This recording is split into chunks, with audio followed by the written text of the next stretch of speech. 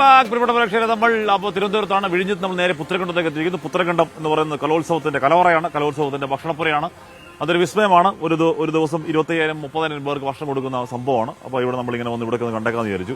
Hi, എവിടുന്നാ നിങ്ങൾ മത്സരാർത്ഥി? കട്ടപ്പന നരിയമ്പാറ സ്കൂളിൽ നിന്നാണ്. ഇവര് ചമ്പു പ്രഭാഷണം, അക്ഷര ശ്ലോകം, വന്ദേ മാതരം, പദ്യം ചൊല്ലല്, എല്ലാത്തിലും എ ഗ്രേഡ് ഉണ്ട്. എന്നിട്ട് നിങ്ങൾ തിരിച്ചു പോകാൻ നിൽക്കുകയാണ്. നൃത്യധൂർജടി കരകതടമരുകടുമുടുമു പട്ടുരവ പരിപന്ധിന്യ കൽപക്ഷ്മാരുഹ വികസിത കുസുമജ മധുരസ മധുരിമ സഹചാരിണ്യ മന്ദക്ഷ്മാധര വിമധിത ജലനിധി ഘുമു ഘുമു ഘനരവ പരിപന്ധിന്യ ശൈലാബ്ധീശ്വര നൃപവര വിധദതു ബുധ സുഗമയി തവ വചസാം ശ്രേണ്യ. അനന്തലക്ഷ്മി. ഗംഭീരം. 3 സിംഗിൾ ആയിട്ട് ഉണ്ടായിരുന്നു, 3 എ ഗ്രേഡ്. ഓ, പൊളിച്ചു. അപ്പൊ എല്ലാവരും പിടിക്കണം. ബാക്കി വന്ദേ മാതരം ഒക്കെ എല്ലാവരും ഉണ്ട്. ടീമല്ലേ? ഓക്കെ, അപ്പൊ കാണാം. അപ്പൊ ഗംഭീരമാവട്ടെ. ഓക്കെ. അപ്പൊ പ്രിയപ്പെട്ട പ്രേക്ഷകരെ, ഇവിടെ മൊത്തം പ്രതിഭാസ്പർശമുണ്ട്. ഇവിടെ മൊത്തം പ്രതിഭാസ്പർശം, പ്രതിഭകളുടെ മാതാപിതാക്കളെ, പ്രതിഭകളെ കാണാൻ വേണ്ടി വരുന്ന പ്രതിഭകൾ. അങ്ങനെ മൊത്തത്തിൽ നമ്മൾ നേരത്തെ പറഞ്ഞതുപോലെ ലോകത്തെവിടെയെങ്കിലും ഒരു സ്ഥലത്ത് ആ നാട്ടിലെ പ്രതിഭകൾ മൊത്തം ഒത്തുകൂടി അവരുടെ പ്രതിഭകൾ മാറ്റിവയ്ക്കുന്ന ഒരു ഇവനുണ്ടോ ചോദിച്ചില്ല. ഹായ്, പേരെന്തോ? ഏതാ ഇവന്റെ ഗിത്താർ? മത്സരം കഴിഞ്ഞാണോ? എങ്ങനെ കിട്ടി? പൊളിച്ചു. അപ്പൊ ഏതാ നമുക്ക് വേണ്ടി ഒന്ന് ആ പാട്ടിനെ പറ്റി ഒന്ന് പറയാം ആദ്യം. അതൊരു വെസ്റ്റേൺ ക്ലാസിക്കൽ സോങ് ആണ്. അസ്റ്റൂരിയാസ് എന്ന് പറയുന്നത്. അത് വെസ്റ്റേൺ ക്ലാസിക്കൽ ഗിറ്റാറിൽ വായിക്കുന്ന ഒരു പാട്ടാണ്. ആനോ വിഡോവിക് എന്ന് പറഞ്ഞൊരു ക്ലാസിക്കൽ ഗിറ്റാറിസ്റ്റ് ആണ് ഏറ്റവും ഫേമസ് ആയിട്ട് ഇത് വായിച്ചിട്ടുള്ളത്. ഒന്ന് പിടിക്കാൻ ആ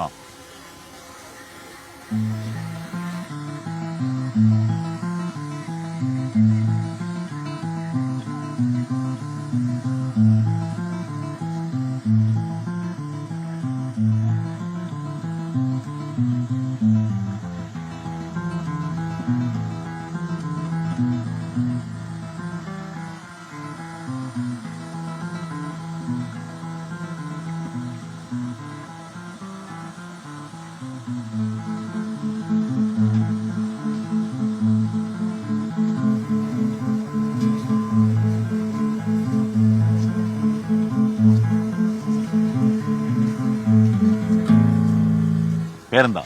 നികിത. ഏത് സ്കൂളാ? Vimalahridaya girls higher secondary school Kollam. Plus 1 ഗംഭീരേ. അപ്പോൾ ഇനി എല്ലാവരും വിചാരിച്ചത് നേരുന്നു. പൊളിക്കട്ടെ അങ്ങോട്ട്. അപ്പോൾ ഓക്കെ. അപ്പോൾ നമ്മൾ നേരത്തെ പറഞ്ഞ പോലെ ഗിത്താറിലാണ്. നമുക്ക് ഇപ്പോൾ ഒരുപാട് പ്രേക്ഷകർക്ക് അറിയാമായിരിക്കും ഈ സംഭവമൊക്കെ. എന്തോ പ്രത്യേക വെസ്റ്റേൺ സാധനമാണ്. പക്ഷെ കേൾക്കാൻ നല്ല സുഖം. നമുക്ക് കാര്യമായിട്ട് അതിന്റെ ഇന്നർ അർത്ഥം ഒന്നും മനസ്സിലായില്ലെങ്കിൽ കേൾക്കാൻ നല്ല സുഖം ഉണ്ടായിരുന്നു. നമുക്ക് അതറിഞ്ഞാൽ മതിയല്ലോ. അപ്പോൾ എങ്ങനെ ഹായ്. ഓക്കെ. അപ്പോൾ പ്രിയപ്പെട്ട പ്രേക്ഷകർ, നമ്മൾ നേരെ ജസ്റ്റ് ഒരു വാർത്ത എടുക്കുന്നു. ഇവിടെ പുലികൾക്കിടയിൽ നമ്മൾ നിൽക്കുകയാണ്. പുലികൾക്കിടയിൽ നിൽക്കുന്നതിനിടയിൽ കണ്ണൂർ കാക്കയാങ്ങാട് നിന്നൊരു പുലി പന്നിക്കിണി കുടുങ്ങിയായിരുന്നു. അപ്പോൾ പുലി പന്നിക്കിണിൽ കുടുങ്ങിൽ കേസെടുത്തിട്ടുണ്ട്. ഇപ്പോൾ ഇന്നലെ വയനാട്ടിൽ നിന്നുള്ള പ്രത്യേക സംഘത്തിൽ മയക്കൂടിയൊക്കെ വെച്ച് ഈ പുലിയെ കൂട്ടിലോട്ട് മാറ്റിയായിരുന്നു. അരുൺ പൂപ്പറമ്പയാണ് ആ വാർത്തയുടെ വിവരങ്ങൾ ചെയ്യുന്നത്. Arun, very good morning. Arun, അപ്പോൾ ഇന്നലെ ആ ചേട്ടൻ ഇന്നലെ പന്നിക്കിണി ഒന്നും ഇല്ല എന്ന് ചുമ്മാ പറഞ്ഞല്ല, പാവം പിടിച്ചവൻ കേസുണ്ടാവുമെന്ന് പേടിച്ച് പറയാതിരുന്നെന്ന് തോന്നുന്നു. അതിൽ തന്നെയാണോ കേസ്, അരുൺ?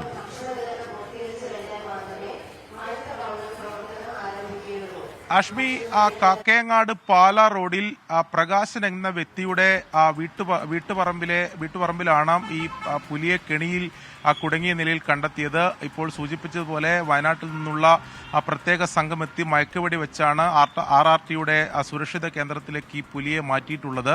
നിലവിൽ ഈ പുലിയുടെ ആരോഗ്യനിലയൊക്കെ വനം വകുപ്പ് പരിശോധിച്ച് വരികയാണ്, ആ സ്ഥിതി വിലയിരുത്തുകയാണ്. അതിനുശേഷം ഈ തുറന്നുവിടുന്നതുമായി ബന്ധപ്പെട്ട തീരുമാനമൊക്കെ എടുക്കും. അതിനിടെ ഇപ്പോൾ വനം വകുപ്പ് ഈ സംഭവവുമായി ബന്ധപ്പെട്ട് കേസെടുത്തിട്ടുണ്ട്.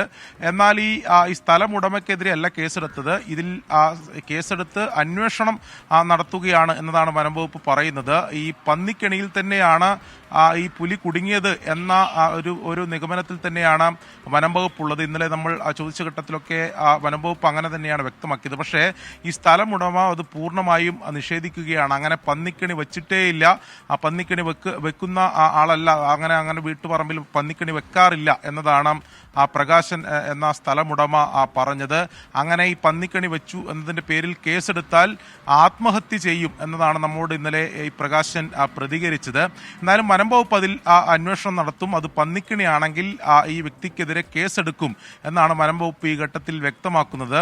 ഒരുപക്ഷെ അവിടുത്തെ നാട്ടുകാരും ഈ വ്യക്തിയൊക്കെ വലിയ ആശങ്കയിലാണ്. സ്വന്തം വീട്ടുപറമ്പിൽ പുലി വരിക എന്നൊക്കെ പറഞ്ഞാൽ അത് നമുക്ക് ചിന്തിക്കാൻ പറ്റുന്നതിനും അപ്പുറമാണ്. എന്തിന്റെ പേരിലായാലും ഒരു സാധാ കർഷക കുടുംബത്തിൽപ്പെട്ട അല്ലെങ്കിൽ സാധാ കർഷകനായിട്ടുള്ള ആ വ്യക്തിക്കെതിരെ കേസെടുക്കുക അല്പം കടന്ന കൈയാകും എന്നൊരു അഭിപ്രായമൊക്കെ പൊതുവെ ഉയർന്നു വരുന്നുണ്ട്. എന്തായാലും വനം വകുപ്പ് നിയമപരമായ നടപടികളുമായി മുന്നോട്ട് പോകും എന്നതാണ് ഈ ഘട്ടത്തിൽ വ്യക്തമാക്കുന്നത്.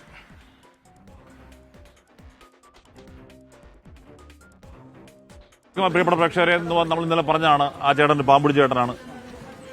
കിട്ടിയോ? Thank you. പാമ്പുടി ചേട്ടനാണ്. അപ്പോൾ അതുകൊണ്ടാണ് ആ പുള്ളി പേടിച്ചിട്ട് ഈ പന്നിക്കണിയൊന്നും ഇല്ലാന്ന് പറഞ്ഞത്. അപ്പോൾ കേസൊക്കെ അത് നിയമത്തിന്റെ വഴിക്കെന്ന് പറഞ്ഞാൽ പോലും പാവം പിടിച്ച് മനുഷ്യന്മാരല്ലേ, വേറെ വഴിയൊന്നുമില്ല, ജീവിക്കുന്നവരല്ലേ, അത് ഒഴിവാക്കി കൊടുക്കാൻ പറ്റും, ഒഴിവാക്കുക എന്നൊക്കെ ആലോചിക്കുന്ന പ്രതീക്ഷിക്കാം. ഫോട്ടോ എടുക്കാൻ ആൾക്കാർ വരുന്നുണ്ട്. Thank you. ചൂരമലയാ? Oh yes. ഓക്കെ. അപ്പോൾ പ്രിയപ്പെട്ട പ്രേക്ഷകരെ, അപ്പോൾ നമസ്കാരം. അപ്പോൾ ഒരുപാട് പ്രതിഭകൾ, കലാപ്രതിഭകൾ ഇവിടെ നിൽക്കുകയാണ്, നമ്മളെ കാത്ത് നിൽപ്പുണ്ട്. ഇവിടെ കാശ്മീരിൽ നിന്നുള്ള ഒന്ന് രണ്ട് കിട്ടിയോ? Thank you. അപ്പോൾ ഇവിടെ കാശ്മീരിൽ നിന്നുള്ള ഒന്ന് രണ്ട് കുട്ടികൾ. മലയാളം അറിയോ? ഇംഗ്ലീഷ് അറിയോ? What's your name? My name is Muhammad Rihan. Where's Kerala? Kerala is very nice place. ഇവിടെ Kozhikode Markaz higher secondary school students ആണ്. ഇവിടെ കലോത്സവത്തിന് മത്സരിക്കാൻ വേണ്ടി വന്നതാണ്. ഹൈസ്കൂളിലെ കുട്ടികളുണ്ട്, അതുപോലെ തന്നെ higher സെക്കൻഡറിയിലെ. What's the event? Events were very good, sir. Yeah. My events is Urdu speech. Urdu speech? Yes. Can you speak? Yeah. Please.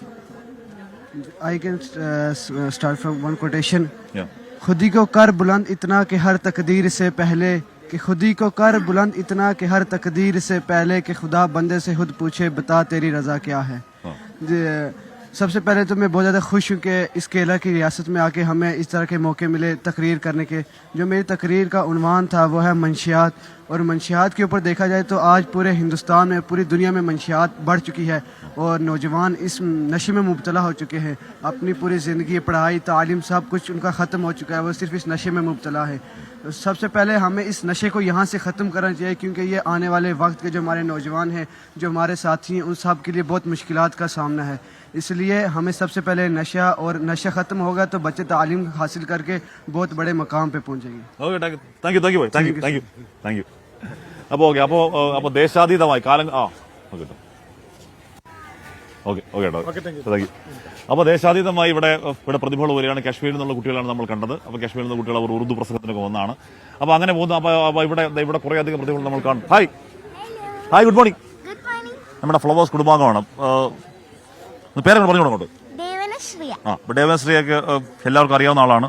അപ്പോൾ എന്തുണ്ട്, സുഖമായിട്ടിരിക്കുന്നു. എല്ലാരെയും ഫ്ലവേഴ്സിൽ എല്ലാരെയും മിസ് ചെയ്യുന്നുണ്ട്. ഇപ്പോ ടോപ്പ് സിംഗറിലേക്കൊക്കെ ഞാൻ വരും, വിളിച്ചിട്ടുണ്ട്. പക്ഷെ ഈ ഒരു കലോത്സവത്തിന്റെ തിരക്കിലായതുകൊണ്ട് പോകാൻ പറ്റിയില്ല. ഇവിടെ എന്തൊക്കെ ഇവന്റ് ഏതൊക്കെയായിരുന്നു? ഇവിടെ ഞാൻ ഇന്ന് ശാസ്ത്രീയ സംഗീതം 12 മണിക്ക് സ്റ്റാർട്ട് ചെയ്യും. പ്രേക്ഷകർക്ക് വേണ്ടി രണ്ടുപേരും ഗീച്ചാലോ പാട്ട്? ശാസ്ത്രീയ സംഗീതമാണോ ഇഷ്ടമുള്ള? ഹിന്ദി പാട്ട് പാടും പിന്നല്ല. हमको मिली है आज घड़ियां नसीब से, हमको मिली है आज घड़ियां नसीब से, जी भर को देख लीजिए हमको करीब से,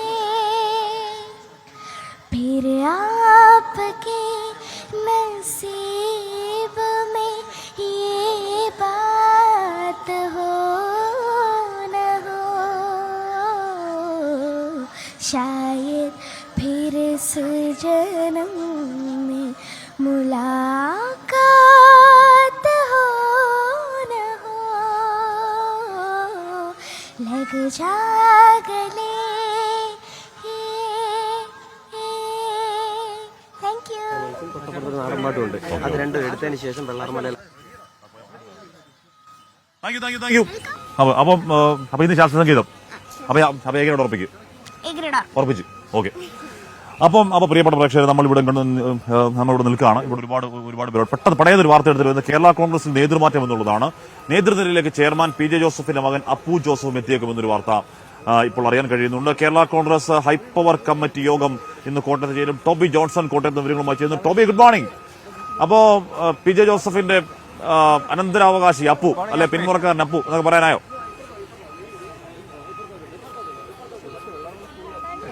അങ്ങനെ പറയേണ്ട സാഹചര്യത്തിലേക്കാണ് കാര്യങ്ങൾ പോകുന്നതെന്നാണ് നമുക്ക് തോന്നുന്നത്.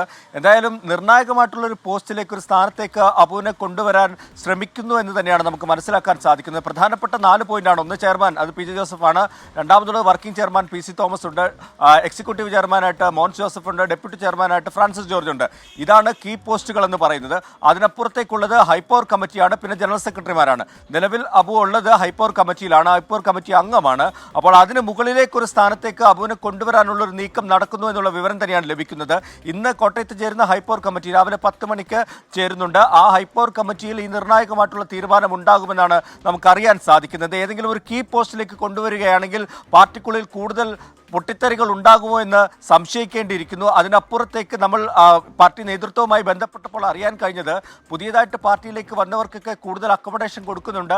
അതിൻ്റെ ഭാഗമായിട്ടുള്ള ഒരു നേതൃമാറ്റം മാത്രമാണെന്നാണ് പറയുന്നത്. പക്ഷേ അബുവിന് കൂടുതൽ അധികാരത്തിലേക്ക് അല്ലെങ്കിൽ പാർട്ടിയുടെ മേൽത്തട്ടിലേക്ക് കൊണ്ടുവരുമ്പോൾ പാർട്ടിയിലെ ഒരു പിന്മുറക്കാരനായി PJ ജോസഫിൻ്റെ ഒരു പിൻഗാമിയായി തന്നെ അബുവിനെ കൊണ്ടുവരുന്നു എന്നുള്ള സൂചനകൾ തന്നെയാണ് നമുക്ക് ലഭിക്കുന്നത്. എന്തായാലും ഇന്ന് ആ നിർണായക സ്റ്റിയറിംഗ് കമ്മിറ്റി, ഹൈപ്പവർ കമ്മിറ്റി ഇന്ന് കോട്ടയത്ത് ചേരുകയാണ്. അപ്പോൾ നമുക്കതിന്റെ കൂടുതൽ വിശദാംശങ്ങൾ എന്തായാലും അല്പസമയത്തിനുള്ളിൽ തന്നെ പുറത്തേക്ക് വരും. ഹാഷ്മി,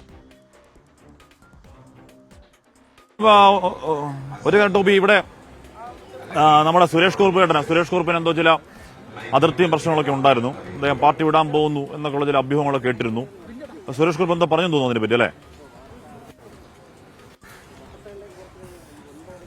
തീർച്ചയായിട്ടും അദ്ദേഹത്തിനോട് നമ്മൾ സംസാരിച്ചിരുന്നു. ഇന്നലെ അദ്ദേഹത്തിന്റെ അതൃപ്തി ചില ആളുകളോടൊക്കെ പറഞ്ഞിരുന്നു. അദ്ദേഹത്തിന്റെ അടുത്ത വൃത്തവുമായൊക്കെ ബന്ധപ്പെട്ടൊക്കെ അദ്ദേഹത്തിന് ഒരു അതൃപ്തിയുണ്ട്. അതായത് പ്രായത്തിൽ താഴ്ന്ന ജൂനിയർ ആയിട്ടുള്ള ആളുകളെ അദ്ദേഹത്തിന് കൊടുക്കുന്ന പരിഗണനയേക്കാൾ കൂടുതൽ പരിഗണന കൊടുക്കുന്നു, അദ്ദേഹത്തെ അവോയ്ഡ് ചെയ്യുന്നു എന്നുള്ളതാണ് അദ്ദേഹത്തിന്റെ ഒരു അതൃപ്തിയായിട്ടുള്ളത്. അതുകൊണ്ട് തന്നെയാണ് ഇത്തവണ അദ്ദേഹത്തെ കമ്മിറ്റിയിൽ ഉൾപ്പെടുത്തിയില്ല. ജില്ലാ കമ്മിറ്റി പറഞ്ഞത് ആരോഗ്യ പ്രശ്നങ്ങളുണ്ടെന്നാണ്. പക്ഷേ ആരോഗ്യ പ്രശ്നങ്ങളൊന്നുമല്ല. ഇത്തരത്തിലുള്ള ഒരു അതൃപ്തി പറഞ്ഞതിന്റെ അടിസ്ഥാനത്തിൽ മാറി നിൽക്കാൻ തന്നെ തയ്യാറാകുകയാണ് അദ്ദേഹം. കമ്മിറ്റിയിലൊന്നും ഉൾപ്പെടുത്തിയിട്ടില്ല. ഇപ്പോഴത്തെ അദ്ദേഹത്തിന്റെ ഒരു കൺസേൺ അല്ലെങ്കിൽ ഒരു ആശങ്ക അല്ലെങ്കിൽ അദ്ദേഹം എതിർപ്പ് പറയുന്നത് വ്യാജമായിട്ട് കുറെ കാര്യങ്ങൾ പ്രചരിക്കുന്നുണ്ട്. അദ്ദേഹം മറ്റു പാർട്ടികളിലേക്ക് പോകുമെന്ന് ഈ വാർത്ത വന്നതിന് പിന്നാലെയും അതിനു മുൻപുമൊക്കെ വ്യാപകമായി പരക്കുന്നുണ്ടായിരുന്നു. അത് ചില സ്വാർത്ഥ താല്പര്യക്കാരാണ് അത്തരത്തിലുള്ള ആരോപണങ്ങൾക്ക് പിന്നിൽ ഇത്തരം കാര്യങ്ങൾ പ്രചരിപ്പിക്കുന്നത്. താൻ ഒരു പാർട്ടിയിലേക്കും പോവില്ല, അടിയുറച്ച കമ്മ്യൂണിസ്റ്റുകാരനാണ്, കമ്മ്യൂണിസ്റ്റ് പാർട്ടിക്കൊപ്പം അടിയുറച്ചു നിൽക്കും. ചില അതൃപ്തികളുണ്ട്, അത് പാർട്ടിയെ അറിയിക്കുക മാത്രമാണ് ചെയ്യുന്നത്. സുരേഷ് ഗോപിന് അങ്ങനെ മറ്റു പാർട്ടികളിലേക്കൊന്നും പോകാൻ കഴിയില്ല. പിന്നെ അതൃപ്തി ഉണ്ട് എന്ന് തന്നെ പറയുന്നുണ്ട്. അതൃപ്തി ഉണ്ട് എന്ന് മറച്ചു വെക്കുന്നില്ല. അതൃപ്തിയുള്ള പറയട്ടെ. പക്ഷേ സുരേഷ് ഗോപി അടിയുറച്ച പാർട്ടിക്കാരനാണ്. സുരേഷ് ഗോപി അങ്ങനെ പാർട്ടി വിട്ടു പോകുന്ന അത് ആലോചിക്കേ വേണ്ട, അങ്ങനെ പറയാണ്. അതായത് നമ്മൾ നമ്മുടെ ഉണ്ണിമാഷ എന്നുണ്ട്, ഞാൻ ഒന്ന് കെട്ടിപ്പിടിച്ചോട്ടെ. അന്ന് മുതൽ വിചാരിക്കുന്നത് കെട്ടിപ്പിടിക്കണമെന്ന്. സുഖല്ലേ? എന്നിട്ട് പിള്ളേരെന്ത് പറയുന്നത്? കുട്ടികൾ നാടകത്തിന് വന്നാണ്. നാടകം വിശ്വസാഹിത്യകാരൻ ശിവശങ്കരപ്പിള്ളയുടെ വെള്ളപ്പൊക്കത്തിൽ എന്ന. നമസ്കാരം. പേരെന്തോ? നാടകത്തിലുള്ളതാണോ ഇവൻ? അതിജീവിച്ചവൻ അല്ലേ? മണ്ണിനടിയിൽ പൂണ്ടുപോയ ഒരാളാണ്, ഉയർത്തിയെടുത്ത ആളാണ്. അയ്യോ, ആണല്ലേ? എവിടെ? അവിടെ തന്നെ. ഓർമ്മയുണ്ടോ? അതൊക്കെ ഓർമ്മയുണ്ടോ? ഓർക്കണ്ട, അതൊക്കെ പോയി. ഓർമ്മയുണ്ടോ? ഓർമ്മ വരുമ്പോ ഇവിടെ ആശുപത്രിയില്ല. ഓർമ്മ വരുമ്പോ ആശുപത്രിയില്ല. ആശുപത്രി കിടക്കണോ? പോയില്ല. ഓക്കെ ആയിരുന്നല്ലേ? ആണല്ലേ? നാടകമാണോ? നാടകം ഏത് നാടകം? ഒരു ചെറിയ ഡയലോഗ് പറയോ? ചെറിയ ഡയലോഗ് പറയോ നിന്റെ? ആ, നീയൊക്കെ നിന്റെ കാര്യം നോക്കി പോതവളകളെ, എന്നെ കൊണ്ടുപോകാൻ എന്റെ യജമാനം വരും. എന്നോട് പറഞ്ഞാണോ സംശയമുണ്ട്. നീയൊക്കെ നിന്റെ കാര്യം നോക്കുമ്പോ സാറ് പേര് എങ്ങനെ? അനീഷ്. അവിടെ തന്നെ വെള്ളാറമല സ്കൂൾ. സാറോ? നാടകം. ഓക്കെ ഓക്കെ ഏട്ടാ. അപ്പൊ ഓക്കെടാ. അപ്പൊ ഒളിക്ക് ഏകരോട് ഉറപ്പിക്കും അല്ലേ? ഉറപ്പല്ലേ? പിന്നല്ലേ മാഷേ. അപ്പൊ ഇത് ഭയങ്കര അതിജീവനത്തെ സാധനം അല്ലേ? നമ്മൾ മറ്റു സ്കൂളിൽ പോകുന്നല്ലേ? ഇത് വന്ന് അവിടെ നിന്ന് വരുന്ന മത്സരിക്കാൻ പറ്റുമെന്ന് പറയുന്നത് അല്ലേ? നമ്മള് മലയാളികൾ ചേർത്ത് പിടിച്ചവരാണ്. അപ്പൊ അവരുടെ മുന്നിൽ നമ്മൾ സമർപ്പിക്കുകയാണ്. നമ്മളോടുണ്ട്, പ്രളയത്തിന് ശേഷവും നമ്മളുണ്ടെന്നുള്ള ഒരു അടയാളപ്പെടുത്തലാണ്. രോമൊക്കെ പൊങ്ങി അടയാളപ്പെടുത്തൽ നമ്മളോടുണ്ട് എന്ന് ഞങ്ങളെ സ്നേഹിച്ചവർക്കുള്ള തിരിച്ചുള്ള സ്നേഹമാണ് ഈ നാടകവും ഇതിനു മുമ്പ് അവതരിപ്പിച്ച നൃത്തശില്പമൊക്കെ. അത് ഗംഭീരമായിരുന്നു. നല്ല അഭിപ്രായമുണ്ട് അതിനെ പറ്റിയൊക്കെ. അപ്പൊ ഞങ്ങൾ എല്ലാവരും അറിയട്ടെ, ഞങ്ങളിവിടെ ഉണ്ട്. സ്നേഹിച്ചവർക്ക് തിരിച്ചുള്ള സ്നേഹം, അത്രേ ഉള്ളൂ. കണ്ണു പറയാം. ഓക്കെ ഓക്കെ കേട്ടോ. ഓക്കെ. അപ്പൊ എല്ലാവിധ വിജയാശംസ നേരുന്നു. അപ്പൊ അതിജീവനത്തിൽ കുട്ടികളുടെ കൂടെ നിൽക്കും. തീർച്ചയായിട്ടും മാഷിനെ നമ്മൾ ഒരുപാട് അവിടെ കണ്ട, ഒരുപാട് നമുക്ക് വിഷമിച്ചാൽ ശരി. Okay okay. അപ്പൊ ഓക്കെ മോനെ, പൊളിക്കട്ടോ. പൊളിക്കില്ലേ? പിന്നല്ലേ. ഓക്കെ കേട്ടോ. അപ്പൊ പ്രിയപ്പെട്ട പ്രേക്ഷകർ, നമുക്ക് സത്യം പറഞ്ഞാൽ നമുക്ക് ഇവരെ കാണുമ്പം നമ്മുടെ ഓക്കെ അപ്പോൾ നമുക്ക് നമ്മുടെ കണ്ണ് നിറയുന്നത് സങ്കടം കൊണ്ടാണോ അതോ എന്താണ് സന്തോഷം കൊണ്ടാണോ എന്നറിയില്ല. ഇവരെ കാണുന്നത് ഭയങ്കര സംഭവമാണ്. ഇവരെ കാണുന്നത് നമ്മളന്ന് വയനാടൊക്കെ പോയി നമ്മളെ സങ്കടം കണ്ടവരാണ്. അപ്പോൾ ആ സങ്കടം കാണുമ്പം ആ സങ്കടത്തിന് ശേഷം അവരോടൊന്ന് അവരുടെ അവരവർ ഓരോ കലാരൂപങ്ങൾ അവതരിപ്പിക്കുന്നു. അവർ വിജയിക്കുന്നു, അവർ ശക്തരായി മുന്നോട്ടൊക്കെ വരുന്നു എന്നൊക്കെ പറയുന്നതുകൊണ്ട് ഒരു അതിജീവനത്തിൻ്റെ ഈ കലോത്സവത്തിനോട് കേരളം കടപ്പെട്ടിരിക്കുന്നുണ്ട്. ഈ കലോത്സവം ഗംഭീര കലോത്സവം. അത് പ്രത്യേകിച്ച് അവർ വരുന്നത് കൊണ്ടും പല പുതിയ ഇനങ്ങൾ വരുന്നതുകൊണ്ട് മാത്രമല്ല, വയനാടിന്റെ കുട്ടികൾ ഇവിടെ വന്ന് പരിപാടി അവതരിപ്പിക്കുന്നതുകൊണ്ട് മാത്രം ഈ കലോത്സവം അസാധ്യമായ ഗംഭീരമായ കലോത്സവമാണ്. ഹായ്, നമസ്കാരം. ഏത് സ്കൂളാ? ഞാൻ സെന്റ് ജോസഫ് മതലകം, തൃശ്ശൂർ ജില്ലയിലാണ്. ഉറുദു ഗ്രൂപ്പ് ആണ്. നമ്മളെ പിള്ളേർ സാറിന് സെൽഫി എടുക്കാൻ നിൽക്കരുത്. അപ്പൊ ഉറുദു ഗ്രൂപ്പ് സോങ് ചൊല്ലോ. പിടി അങ്ങോട്ട്.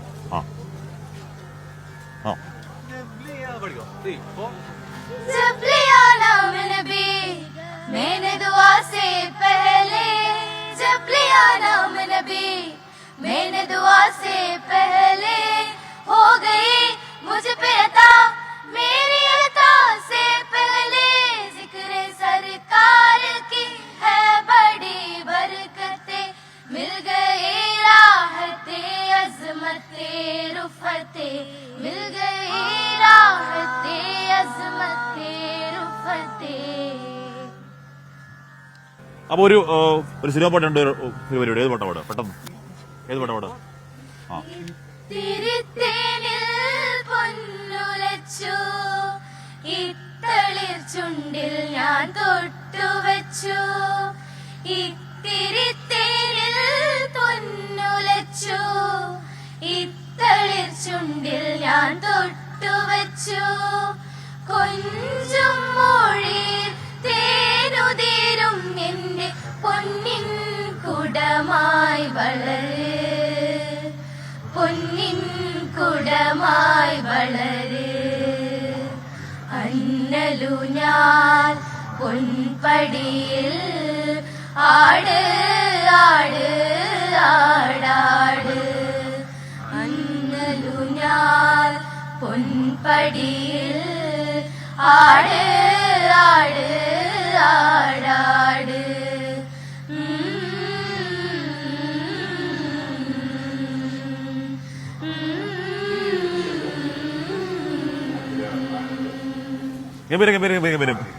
സ്കൂളായിരുന്നു മതില സ്കൂൾ. അപ്പൊ എല്ലാ എ ഗ്രേഡ് കിട്ടട്ടെ? കിട്ടും. പിന്നല്ല കിട്ടും അല്ലേ? ഉറപ്പല്ലേ? കിട്ടിയിരിക്കും പിന്നല്ല. പിള്ളേർ നല്ല കോൺഫിഡൻസിലാണ്. അപ്പൊ കുഞ്ഞുങ്ങൾക്ക് എല്ലാവരും വിജയാശംസ നമ്മൾ നേരുകയുമാണ്. പ്രിയപ്പെട്ട പ്രേക്ഷകർ, നമുക്ക് ഒരു പട്ടേന്നൊരു വാർത്തയിലേക്ക് പോകേണ്ടത് എറണാകുളം ചോറ്റാനിക്കരയിൽ ഫ്രിഡ്ജിനുള്ളിൽ അസ്ഥികൂടം കണ്ടെത്തിയ സംഭവത്തിൽ ശാസ്ത്രീയ പരിശോധന അല്പസമയത്തിന് തുടങ്ങുമെന്നാണ് പറയുന്നത്. കളമശ്ശേരി മെഡിക്കൽ കോളേജിലായിരിക്കും ഈ പരിശോധന. YS അഭിനന്ദ് വിവരങ്ങളുമായി ചേരുന്നു. അഭിനന്ദ്, ഈ പറയുന്ന ശാസ്ത്രീയ പരിശോധനയിൽ എന്താണ് ഇതിന്റെ ദുരൂഹത എന്നതിനെ കുറിച്ചൊരു വ്യക്തത കിട്ടും എന്നാണോ മനസ്സിലാക്കേണ്ടത്?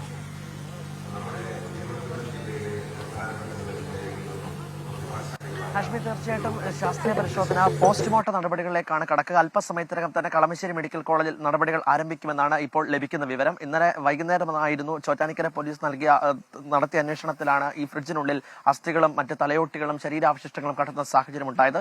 എന്തായാലും ഇപ്പോൾ അതിന്റെ സമഗ്രമായ അന്വേഷണത്തിലേക്ക് ഇപ്പോൾ ഫോറൻസിക് സംഘവും പോലീസും കടക്കുന്നു എന്നാണ് ഏറ്റവും പ്രധാനപ്പെട്ട കാര്യം. ഇതിനകത്ത് മെഡിക്കൽ പഠനത്തിനായി ഉപയോഗിച്ചതെന്നാണ് ഇപ്പോൾ പ്രാഥമികമായി അനുമാനിക്കുന്ന വിവരം എന്നത്. കാര്യം ഇതിനകത്ത് തലയോട്ടിൽ മാർക്കുകളുണ്ടായിരുന്നു. തലയോട്ടിലെ മാർക്കുകൾ കൃത്യമായി തന്നെ പരിശോധിക്കണം. അത് ഏതെങ്കിലും വിധത്തിലുള്ള മെഡിക്കൽ പഠനത്തിന് ഉപയോഗിച്ചിട്ടുണ്ടോ എന്നുള്ളതിൽ വ്യക്തത വരുത്തുകയാണ് പ്രാഥമികമായ ലക്ഷ്യം. അതിനു വേണ്ടിയിട്ടാണ് ഇപ്പോൾ കളമശ്ശേരി മെഡിക്കൽ കോളേജ് അല്പസമയത്തിനകം പോസ്റ്റ്മോർട്ടം നടപടികളിലേക്ക് കടക്കുന്നത്. ഹാഷ്മി. അപ്പോ ചോറ്റാനിക്കരയിലാണ് ഫ്രിഡ്ജിനുള്ളിൽ അസ്ഥികൂടം. അപ്പോൾ ശാസ്ത്രീയ പരിശോധനയ്ക്ക് നമുക്കറിയാം. പ്രിയപ്പെട്ട പ്രേക്ഷകർ, നമ്മൾ കലോത്സവ നഗരിയിലാണ്, കലോത്സവ നിലാവിലാണ്. ഇവിടുത്തെ വെയിലൊക്കെ ചൂട് തോന്നുന്നില്ല, നമുക്ക് നല്ല നിലാവായിട്ട് തോന്നുള്ളൂ. കലയുടെ നിലാവാണ്, മൊത്തം കലയുടെ വളരെ ഗംഭീര വൈബാട്ടോ. പ്രിയപ്പെട്ട പ്രേക്ഷകർ, ഇങ്ങോട്ടേക്ക് എത്തുന്നില്ല, തിരുവനന്തപുരത്ത് ഇങ്ങോട്ടേക്ക് ഇറങ്ങാൻ ഇനി ബാക്കിയുണ്ടെന്നില്ല, പെട്ടെന്ന് വരണം. ഇത് അസാധ്യമായ വൈബാണ്, വന്ന് കാണുന്നത്, നേരിട്ട് അനുഭവിച്ച് ടി വി കാണുന്നൊന്നുമല്ല, കളി വേറെയാ. ഹായ്, ഇത് പേരെന്താ? ഏത് സ്കൂളാ? സംഭവം എന്താ ഇത്? നാടൻപാട്ട്. അനാമിക പേരെന്താ? അപ്പൊ ഒരു നാടൻപാട്ട് പഠിക്കാൻ വന്നു. പിടിയോ നാടൻപാട്ട്? ആ, മൈക്ക് കൊടുക്കും. ആ, പിടിച്ചോ. ആ, പഠിക്കൂ. ആ, പിടിച്ചോ. ആ, തുടങ്ങിക്കോ. ആ, റെഡി, 1 2 3 സ്റ്റാർട്ട്. ഉത്തരമലബാറിലെ പുലിയ സമുദായക്കാർ പാടിവരുന്ന കെന്ത്രോൻ പാട്ട് ഗർഭിണികളെ കളത്തിലിരുത്തി ഐങ്കോലഞ്ചും കെട്ടിയാടുന്നു. ഞങ്ങൾ അവതരിപ്പിക്കട്ടെ കേന്ദ്രോൻ പാട്ട്.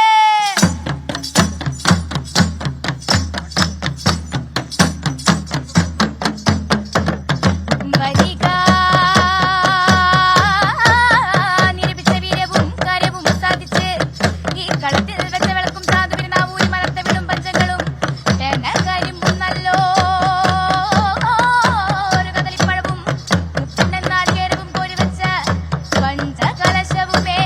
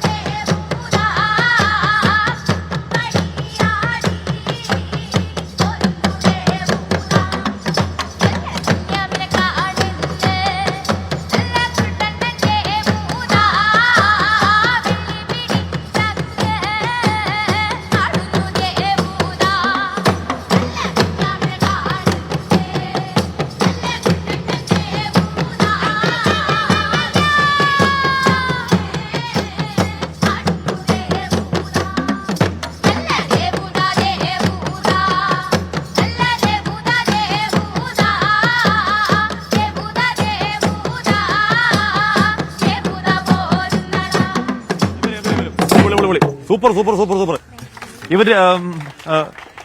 ഇവന്റെ കഴിഞ്ഞാണോ? ഇപ്പൊ ഏകരയുടെ ഉറപ്പ് അല്ലേ? ഈ സാധനം എന്ത് സാധനം? ഇത് കൈമണി. കൈമണി സാധാരണ കാണാത്ത മാറ്റുള്ള കൈമണിയാണ്. അല്ല കോമൺലി യൂസ് ചെയ്യുന്നത് ആണല്ലേ? ഓക്കെ.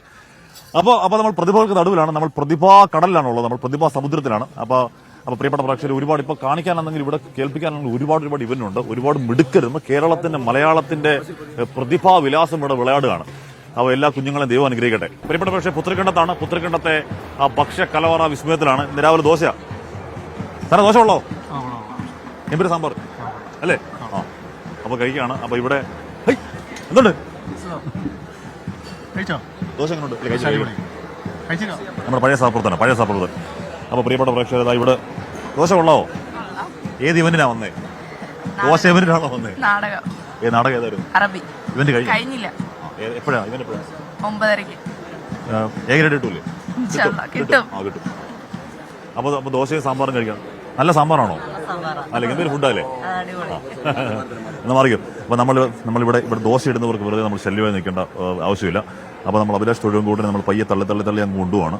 എന്ന് പറഞ്ഞാൽ ഇവിടെ ഇതൊരു ഭയങ്കര വിസ്മയമാണ്. എന്ന് പറഞ്ഞാൽ ഒരു ദിവസം 10, 25, 30,000 പേർക്ക് ഫുഡ് കൊടുക്കാവുന്ന ചെറിയ കാര്യമാണ്. പഴയിടത്തിന്റെ ആ മാജിക്ക് ഇത്തവണ ഇവിടെ തുടരുന്നുണ്ട്. നല്ല ഭക്ഷണമാണെന്ന് പറയുന്നുണ്ട്.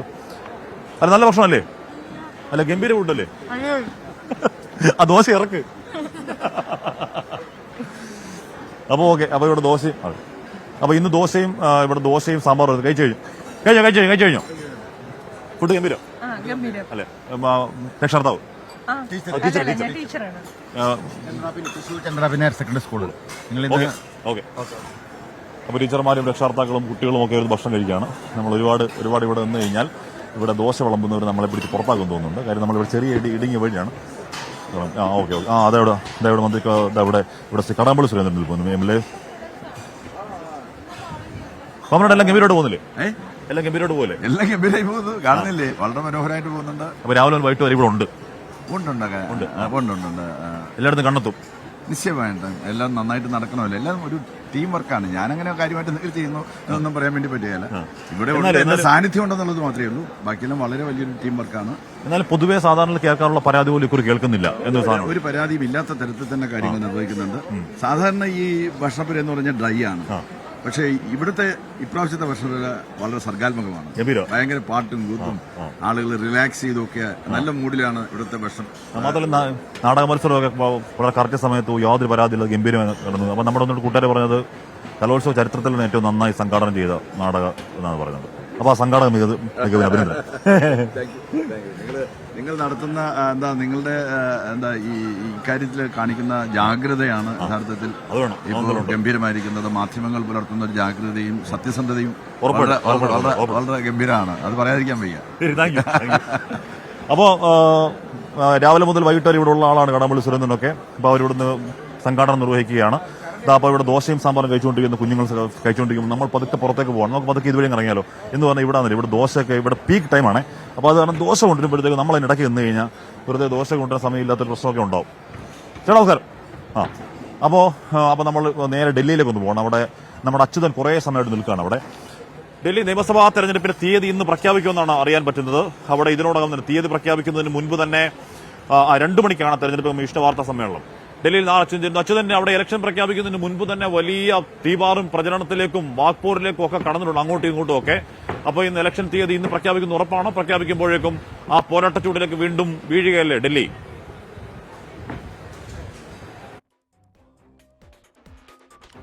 തീർച്ചയായിട്ടും ഹാഷ്മി, ഈ ഫെബ്രുവരി 23-നാണ് ഡൽഹി നിയമസഭയുടെ കാലാവധി കഴിയുന്നത്. ആ ഒരു സാഹചര്യത്തിൽ ഇന്ന് തെരഞ്ഞെടുപ്പ് കമ്മീഷൻ വാർത്താ സമ്മേളനം ഉച്ചയ്ക്ക് 2 മണിക്ക് വിളിച്ചു ചേർത്തിരിക്കുകയാണ്. അതിൽ ഡൽഹി നിയമസഭ തെരഞ്ഞെടുപ്പ് തീയതി പ്രഖ്യാപനമായിരിക്കും ഉണ്ടാവുക. ഇത് ഹാഷ്മി സൂചിപ്പിച്ചതുപോലെ തന്നെ തെരഞ്ഞെടുപ്പ് പ്രഖ്യാപനത്തിന് മുമ്പ് തന്നെ തിരക്കിട്ട പ്രചാരണ രംഗങ്ങളിൽ സജീവമാണ് മുന്നണികൾ. നേരത്തെ തന്നെ ഒക്ടോബറോടുകൂടി തന്നെ ആം ആദ്മി സ്ഥാനാർത്ഥി പട്ടിക പ്രഖ്യാപിക്കുന്നു, പ്രചരണ രംഗത്ത് സജീവമാവുന്നു, പല പദ്ധതികളുടെ പ്രഖ്യാപനം വരെ നടത്തുന്നു എന്നുള്ളതാണ്. എന്നാൽ BJP ആം ആദ്മിക്കെതിരായ പ്രചരണങ്ങൾ നടത്തുന്നു. കഴിഞ്ഞ നമുക്കറിയാം 2015-ലും 2020-ലും വലിയ ഭൂരിപക്ഷത്തോടു കൂടിയാണ് ആം ആദ്മി ഡൽഹിയിൽ വിജയിച്ചത്. 2015-ൽ 67 സീറ്റുകൾ നേടി, 2020-ലേക്ക് വന്നപ്പോൾ 62 സീറ്റുകൾ നേടി. എന്നാൽ ഇത്തവണ അത്ര ഈസിയായി അല്ലെങ്കിൽ ആം ആദ്മിക്ക് വിജയിക്കുവാൻ കഴിയുന്ന ഒരു സാഹചര്യമല്ല നിലവിലുള്ളത്. കാരണം മദ്യനയ അഴിമതി കേസ് ഉൾപ്പെടെയുള്ള അഴിമതി ആരോപണങ്ങൾ ആം ആദ്മിക്ക് നേരിടേണ്ടി വന്നു. അരവിന്ദ് കെജ്രിവാൾ ഉൾപ്പെടെയുള്ള മുതിർന്ന നേതാക്കൾക്ക് ജയിലിൽ പോകേണ്ടി വന്നു. അപ്പോൾ അങ്ങനെ ഒരു സാഹചര്യം പ്രതികൂലമായി ആം ആദ്മിക്ക് മുന്നിലുണ്ട്. എന്നാൽ ആം ആദ്മി അതിനെ BJPയുടെ രാഷ്ട്രീയ വേട്ട എന്ന് ആരോപിച്ച് തന്നെയാണ് പ്രതിരോധിക്കുന്നത്. എന്നാൽ BJPയും ഇത്തവണത്തെ ഇലക്ഷനിലേക്ക് വരുമ്പോൾ കുറച്ചുകൂടി അഗ്രസീവായി തന്നെയാണ് അവരും പ്രചരണ രംഗത്ത് സജീവമാവുന്നത്. കോൺഗ്രസും വിട്ടുകൊടുക്കാൻ തയ്യാറല്ല. കഴിഞ്ഞ ലോക്സഭാ തെരഞ്ഞെടുപ്പിൽ ആം ആദ്മിയും കോൺഗ്രസും കൈകോർത്ത് ഡൽഹിയിൽ മത്സരിച്ചപ്പോൾ ഈ നിയമസഭയിൽ ഒറ്റയ്ക്കൊറ്റയ്ക്കാണ് മത്സരിക്കുന്നത്. കാരണം ലോക്സഭയിൽ കാര്യമായ ഒരു ചലനം ആം ആദ്മിക്കും കോൺഗ്രസിനും ഒരുമിച്ച് ചേർന്ന് ഇന്ത്യ മുന്നണിയുടെ ഭാഗമായി മത്സരിച്ചപ്പോൾ ഉണ്ടാക്കാൻ കഴിഞ്ഞില്ല. എന്തായാലും അതെല്ലാം കണക്കിലെടുത്തുകൊണ്ടായിരിക്കണം കോൺഗ്രസും ആം ആദ്മിയും ഒറ്റയ്ക്ക് മത്സരിക്കാൻ തയ്യാറാവുന്നത്. കൽക്കാജി പോലുള്ള മണ്ഡലങ്ങൾ അവിടേക്ക് വരുമ്പോൾ ത്രികോണ മത്സരങ്ങളാണ് നമുക്ക് കാണാൻ കഴിയുന്നത്. അതിഷി അവിടെ ആം ആദ്മിക്കായിട്ട് അതിഷി, അതുപോലെ തന്നെ അൽക്കാലാമ്പ കോൺഗ്രസിന്റെ അൽക്കാലാമ്പ, രമേശ് ബിദൂരി ഉൾപ്പെടെയുള്ള നേതാക്കൾ കൽക്കാജിയിൽ സ്ഥാനാർത്ഥിയായി വരുന്നുണ്ട്.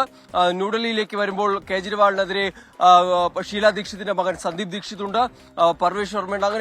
അങ്ങനെ ആ ഒരു തരത്തിലേക്ക് കടുത്ത മത്സരത്തിലേക്ക് കൂടി കടക്കുന്നു എന്നതിന്റെ സൂചനകളാണ്. എന്തായാലും ഇന്ന് 2 മണിക്ക് തെരഞ്ഞെടുപ്പ് കമ്മീഷന്റെ വാർത്താ സമ്മേളനത്തിൽ ഡൽഹി നിയമസഭാ തെരഞ്ഞെടുപ്പിന്റെ തീയതി പ്രഖ്യാപനം ഉണ്ടാകും. പ്രിയപ്പെട്ട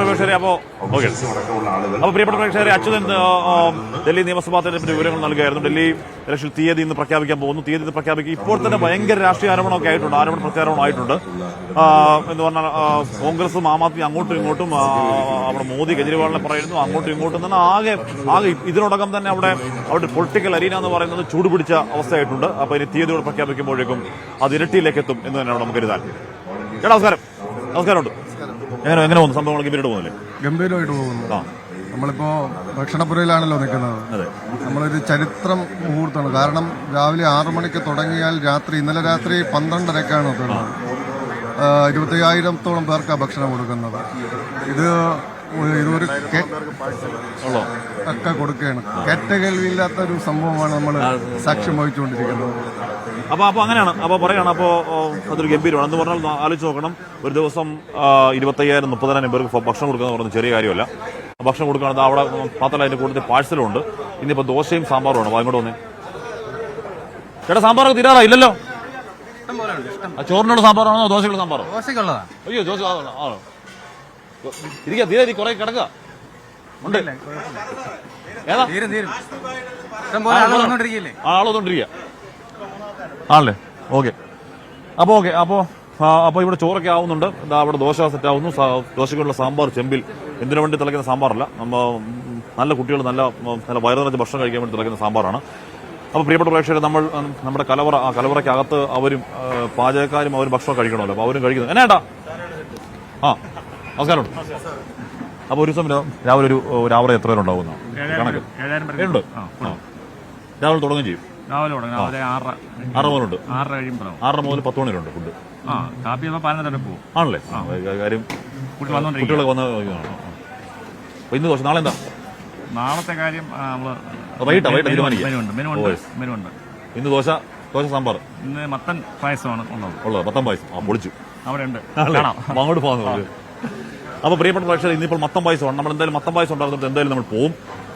അതിനു മുമ്പ് നമ്മൾ മറ്റൊരു കുറച്ച് സ്പോർട്സ് വാർത്തകൾ. ഭക്ഷണം ഒരു സ്പോർട്സ് ഇനമൊന്നുമല്ല. നമ്മൾ സ്പോർട്സ് വാർത്തകളിലേക്ക് ഒന്ന് പോവുകയാണ്. കായിക വാർത്തകൾ.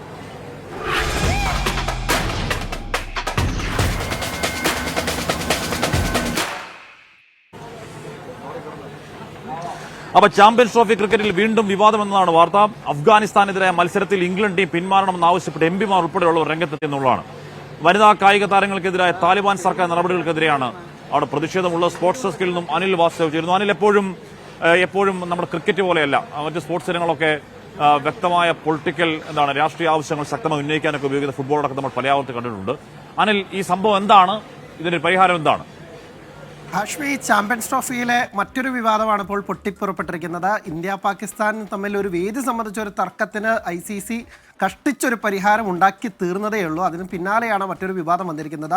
ഇത് കുറച്ചുകൂടി ഗൗരവമുള്ളതാണ് എന്നാണ് മനസ്സിലാക്കുന്നത്. കാരണം ഇംഗ്ലണ്ട് ടീമിനോട് അവരുടെ സർക്കാരിൽപ്പെട്ട അല്ലെങ്കിൽ അവിടുത്തെ പ്രധാനപ്പെട്ട ഒരു 160 MP-മാർ അവരോട് ആവശ്യപ്പെട്ടിരിക്കുകയാണ്, ഇംഗ്ലണ്ട് ക്രിക്കറ്റ് ബോർഡിനോട് ആവശ്യപ്പെട്ടിരിക്കുകയാണ്, നിങ്ങൾ അഫ്ഗാനിസ്ഥാനെതിരായ മത്സരത്തിൽ നിന്ന് പിന്മാറണം എന്നുള്ളതാണ്. കാരണം എന്തെന്നാൽ താലിബാൻ കഴിഞ്ഞ കുറച്ച് നാളുകളായി അല്ലെങ്കിൽ 2021 മുതൽ അവിടുത്തെ വനിതാ കായിക താരങ്ങളോട് വലിയ വിവേചനം കാണിക്കുന്നു. അവിടുത്തെ പ്രധാനപ്പെട്ട ടീമുകളൊക്കെ തന്നെ പിരിച്ചുവിട്ടിരിക്കുന്നു. ഒപ്പം തന്നെ വനിതാ താരങ്ങളോട് കാണിക്കുന്ന വലിയ മോശം നയങ്ങൾ അങ്ങനെയൊക്കെ കാണിച്ച് അതിനെതിരെ ഒരു പ്രതിഷേധം എന്ന തരത്തിൽ ഇംഗ്ലണ്ട് ക്രിക്കറ്റ് ടീമിനോട് അഫ്ഗാനിസ്ഥാനെതിരായ മത്സരത്തിൽ നിന്ന് പിന്മാറണമെന്നാണ് ആവശ്യപ്പെട്ടിരിക്കുന്നത്.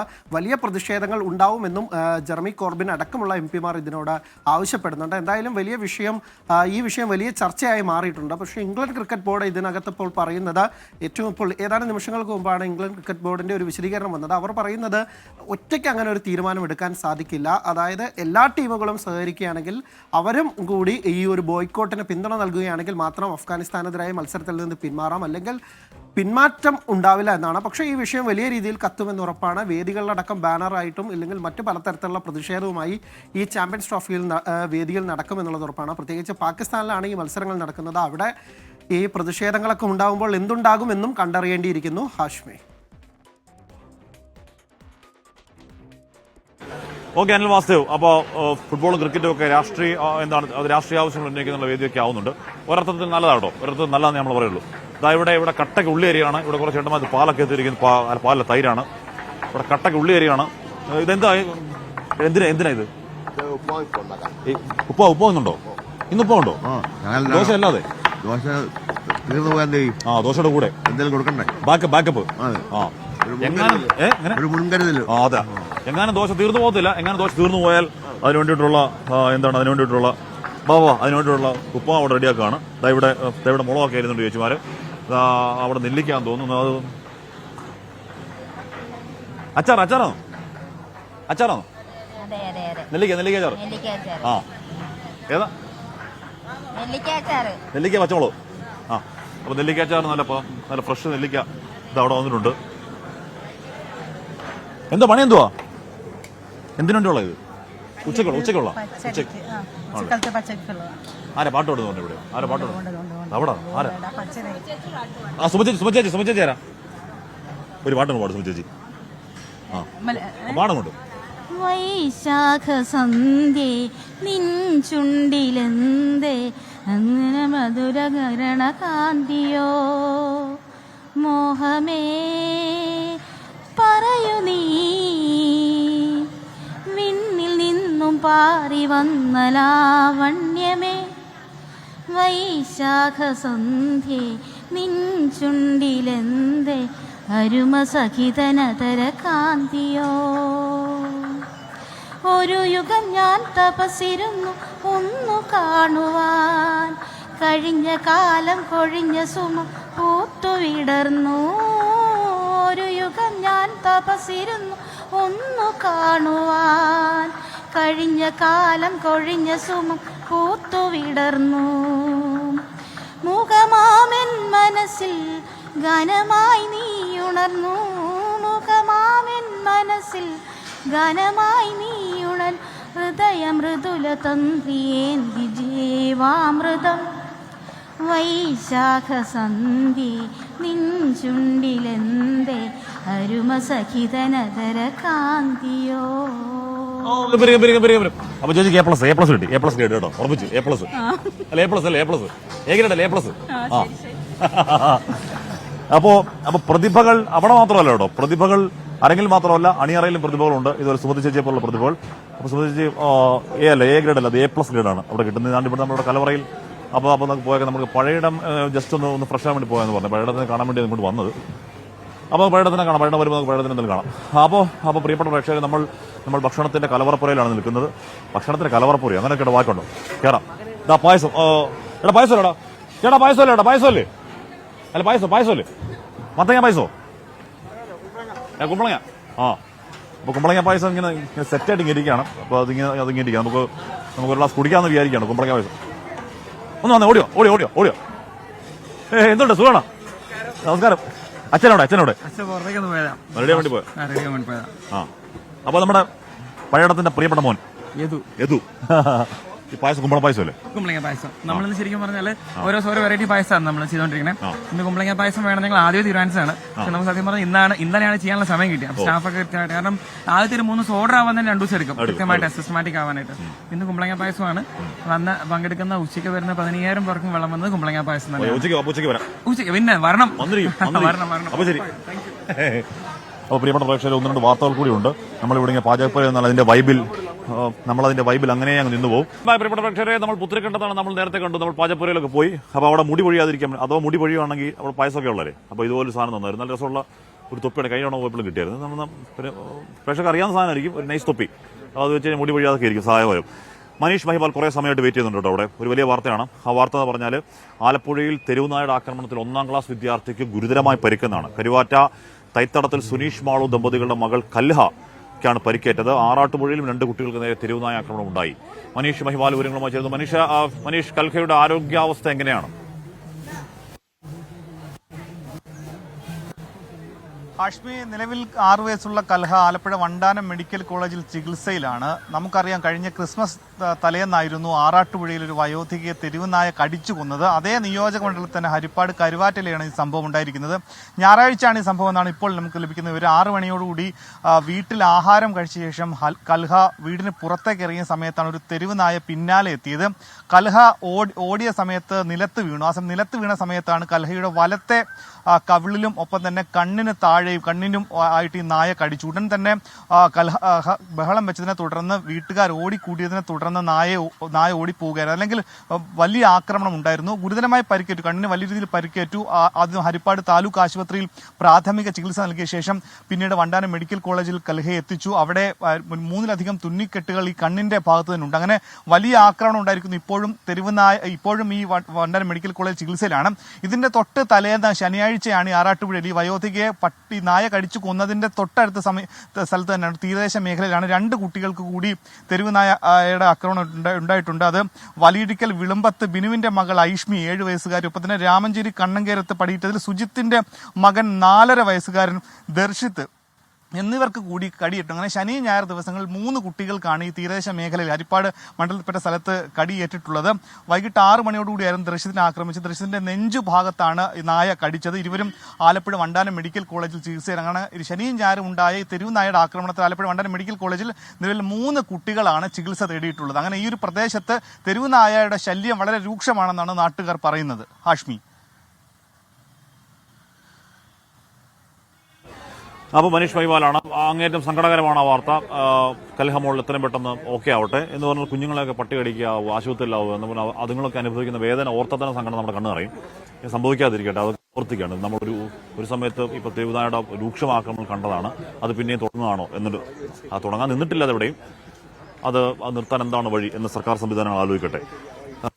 ഭ്രമൻ പ്രഭാകരൻ പറയുകയാണ്, ഹാഷ്മി പാചകപ്പുരയിലെ ചേച്ചിയുടെ പാട്ട് അടിപൊളി, പാടുന്ന സ്പീഡ് കണ്ടിട്ട് ചേച്ചി SKN ഫാനാണെന്ന് തോന്നുന്നു പറയുന്നത്. ചേച്ചി സൂപ്പറായിട്ട് പാടി, ഗംഭീരമായിട്ട് പാടി. ഷമീ സുലൈമാൻ പറയുന്നത് അങ്ങനെ മത്തങ്ങ പായസം റെഡി, കുമ്പളങ്ങ പായസമോ ഇനിയിപ്പോൾ കൈപ്പക്ക പായസം ഉണ്ടാവുമോ? പഴയിടത്തിനടുത്ത് കൈപ്പക്ക കിട്ടിയ കൈപ്പക്ക കൊണ്ട് പഴയുടെ പായസം വെക്കും, അതാണ് സാധനം. അപ്പോൾ പ്രിയപ്പെട്ട പ്രേക്ഷകർ, നമ്മൾ ഇവിടെ നിൽക്കുന്ന നമ്മൾ ഈ പുത്തരിക്കണ്ടത്താണ്. ഇവിടെ പ്രതിഭാവിലാസമാണ്. ആ പ്രതിഭാവിലാസങ്ങൾക്കിടയിൽ നമ്മൾ ഒരാളെ കണ്ടു. നമ്മൾ സ്റ്റാർ മാജിക്കിന്റെ അല്ലേ ടോപ്പ് സിംഗറിന്റെ ഓഡിഷൻ കഴിഞ്ഞു. പേരെങ്ങനെയായിരുന്നു? പുണ്യരാജ്. അപ്പൊ ഇവിടെ ഇവനുണ്ട്. അതെ, ഗാനാലാപനം, സംസ്കൃത ഗാനാലാപനം ആണല്ലേ. ഏത് പാട്ടാ പാട്ട്? രണ്ടുപേരും ഏത് പാട്ടാ പാട്ട്? കിച്ചോണ്ട്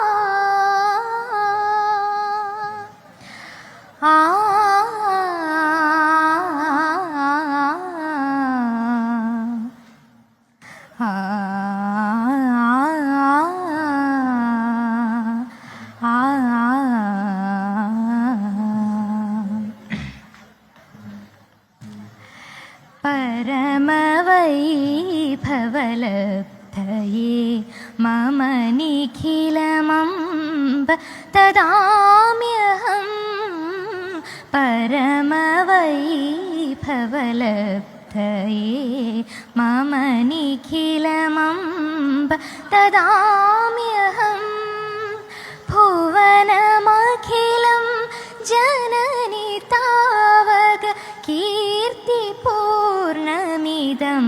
ഭവേത്. ഭുവനമഖിലം ജനനി താവക കീർത്തിപൂർണമിദം ഭവേത്. പരമവൈഭവലബ്ധയേ മമ നിഖിലമംബ തദാമ്യഹം. പുണ്യരാജ് നമ്മുടെ ഫ്ലവേഴ്സ് കുടുംബം ആണ്. അപ്പോൾ പ്രിയപ്പെട്ട പ്രേക്ഷകരെ, ഇരവുകൾ പകലുകളാകുന്ന കലാപൂരം ഇവിടെ നടന്നുകൊണ്ടിരിക്കുകയാണ്. ഇവിടെ കാണുന്ന മൊത്തം പ്രതിഭകളാണ്. ഞാൻ സലീം മാലിക്കിനെ കണ്ണാടി മേടിച്ചത് വെച്ചാണ്, പക്ഷെ ഒന്നും കാണുന്നില്ല. മറ്റേ മൊത്തത്തിൽ ഒന്നും കാണുന്നില്ല. എന്തിനാടാ ഇത്? ഓക്കെ, അപ്പോൾ അപ്പം ഒരു വാർത്ത, സിനിമാ ഷൂട്ടിങ്ങിനിടെ ചതിപ്പിൽ കുടുങ്ങി ആർട്ട് ഡയറക്ടറെ രക്ഷിച്ച് ഫയർഫോഴ്സ്. ആർട്ട് ഡയറക്ടർ നിമേഷിനെയാണ് വൈപ്പിൻ ഫയർ സ്റ്റേഷനിലെ ഉദ്യോഗസ്ഥർ രക്ഷിച്ചത്. രക്ഷപ്പെടുത്തുന്നതിന്റെ ദൃശ്യങ്ങൾ 24-ന് കിട്ടി. ഒന്ന് കാണാം.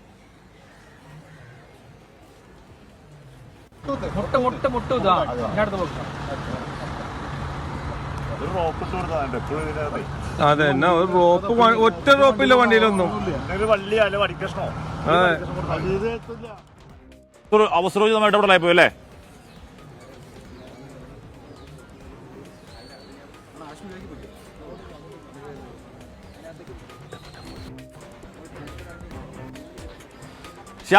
ശ്യാം കേൾക്കാവോ? ശ്യാം, അതെന്തായാലും ഫയർഫോഴ്സിന്റെ അവസരോചിതമായ ഇടപെടലായി പോയി അല്ലേ? തീർച്ചയായും കാശ്മി, വളരെ അവസരോചിതമായ ഇടപെടൽ എന്ന് മാത്രമല്ല, വളരെ വേഗത്തിൽ ഫയർഫോഴ്സ് ഇടപെട്ടു എന്നുള്ളതാണ്. വൈപ്പിനിൽ നിന്ന് ആ വിവരം അറിഞ്ഞപ്പോൾ തന്നെ ഫയർഫോഴ്സ് വളരെ വേഗത്തിലെത്തി. അപകടമുള്ള സ്ഥലത്തേക്ക് തന്നെ ഫയർഫോഴ്സ് അംഗങ്ങളും വളരെ വേഗത്തിൽ തന്നെ ഇറങ്ങി അവിടുന്ന് കയർ ഉപയോഗിച്ച് അയാൾ താഴ്ന്നു പോകാതിരിക്കാനുള്ള ക്രമീകരണങ്ങൾ നടത്തി. പിന്നീട് പതുക്കെ ചതുപ്പിൽ നിന്ന് പുറത്തേക്ക് വലിച്ച് എടുക്കുകയും ചെയ്തു. അവിടെ ഒരു മനുഷ്യൻ താഴ്ന്നു പോകുന്ന ഒരു അവസ്ഥയിലായിരുന്നു ഫയർഫോഴ്സിനെ സഹായം തേടി വിളിച്ചത്. ഫയർഫോഴ്സ് അവിടെ എത്തി. ദിലീപിന്റെ സിനിമയുടെ ഒരു ഷൂട്ടിംഗ് നടക്കുകയായിരുന്നു. അതിന്റെ ആർട്ട് ഡയറക്ടർ ആയിരുന്നു നിമേഷ്. ആ നിമേഷാണ് ചതുപ്പ് ആണെന്നറിയാതെ അവിടെ ഇറങ്ങി താഴ്ന്നു പോയത്. വലിയ അപകടം ഉണ്ടാകുമായിരുന്ന ഒരു ജീവനാണ് ഫയർഫോഴ്സ് വളരെ സാഹസികമായി തന്നെ അവിടുന്ന് രക്ഷിച്ചത്. ഓക്കെ, എസ് ശ്യാംകുമാറാണ് ആ വാർത്തയുടെ വിവരങ്ങൾ നൽകിയത്. ഒരു സങ്കട വാർത്ത പറയാനുള്ളത്, ആലപ്പുഴ എഴുപുന്ന മണിയങ്ങനാട്ട് വേണുഗോപാൽ നായർ അന്തരിച്ചു. 63 വയസ്സായിരുന്നു. അരുൺ എഴുപുന്ന, അനു വി നായർ എന്നിവർ മക്കളാണ്. 24 ചീഫ് എക്സിക്യൂട്ടീവ് ഓഫീസറാണ് അരുൺ എഴുപുന്ന. അനു വി നായരുടെ ഫ്ലവേഴ്സിലെ അസിസ്റ്റന്റ് ക്യാമറമാനാണ്. ഹൃദയാഘാതത്തെ തുടർന്നായിരുന്നു അന്ത്യം. സംസ്കാരം രാവിലെ 11 മണിക്ക് നടക്കും.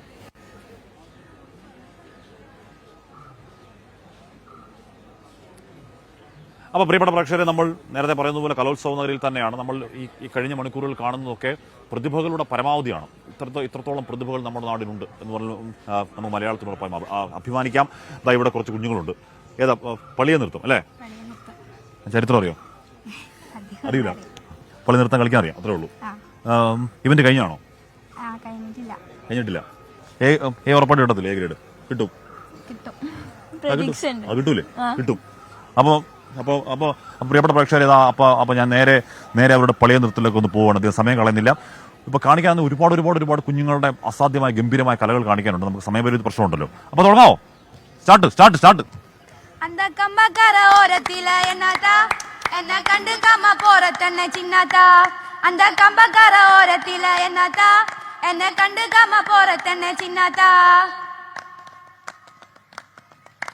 சும்மா நின்னு பேசினாத்த என்னத்தா, சும்மா நின்னு பேசினாத்த என்னத்தா, ஓ சொத்தடிஞ்சு பொது சொத்தடிஞ்சு போயிடுமா சின்னத்தா. கக்கத்தில ஓர பெட்டி இருக்குது, அது கண்ணடிச்சு என்ன இதான் மயக்குது. கக்கத்தில ஓர பெட்டி இருக்குது, அது கண்ணடிச்சு என்ன இதான் மயக்குது. You are watching 24.